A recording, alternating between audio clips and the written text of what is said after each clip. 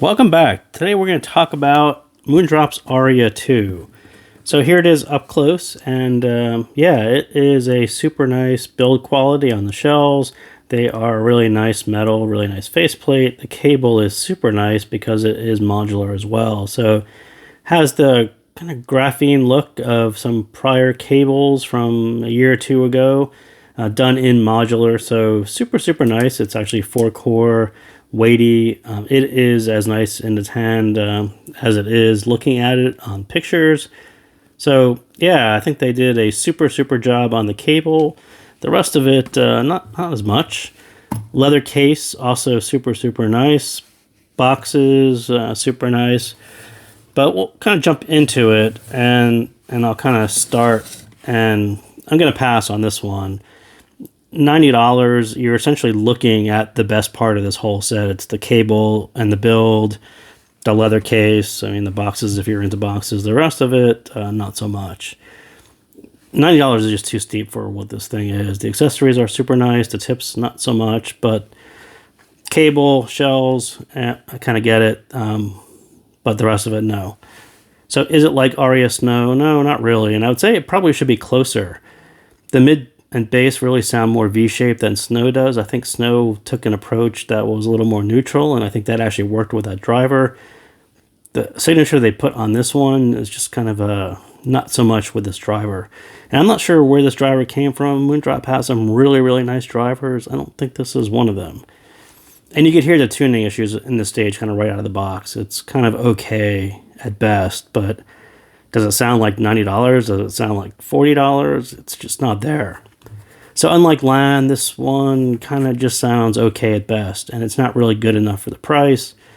The sound is a weird in-between tuning. It needs less bass, kind of like Snow, to sound clearer, but not sure revealing this driver in that way would have actually sounded better.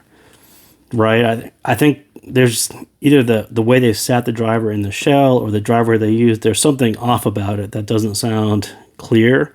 And no matter what you do, you change the tips, make it louder, it never quite gets any clearer than, yeah, it's just weird in between of where it really should be.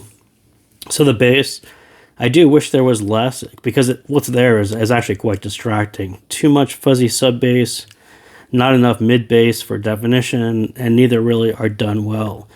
So you end up with this fuzzy bass, and then you have mids, which are sort of fuzzy too, because there's not really enough treble. So everything has a fuzziness to it, and it just sounds out of focus. And yeah, the bass doesn't really help at all.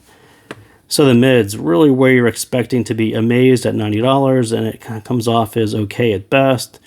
The bass and the treble just are not working together to present beautiful mids here. Too much bass, not enough treble. It comes off as not as open, quite closed in, not as transparent, not as clear. And that's sort of the issue. And they give you tips that were small bore, and that doesn't help at all. There's just not a whole lot of clarity in the mids, and it's just odd. Very odd to ship a $90 set that doesn't have very clear mids. Treble, and again, this is perhaps just a safe restraint level of the treble, is a reaction to what the feedback was on Aria. I think some people didn't like the treble on Aria. So they pulled it back quite a bit, and it's just not quite enough to pull off $90. I mean, it makes for a relaxed, non-fatiguing listen, but there's nothing that really points it out as this is what $90 should sound like, or even half of that price. It's pretty far from that. So stage, average at best. It's just not enough projection at this price. It doesn't really project at all, and quite an in-your-head experience. And again, everything here kind of points in that was going to happen, so not all that surprising. So yeah, that's what I got on Aria 2. So thank you again for tuning in, and I will see you next time.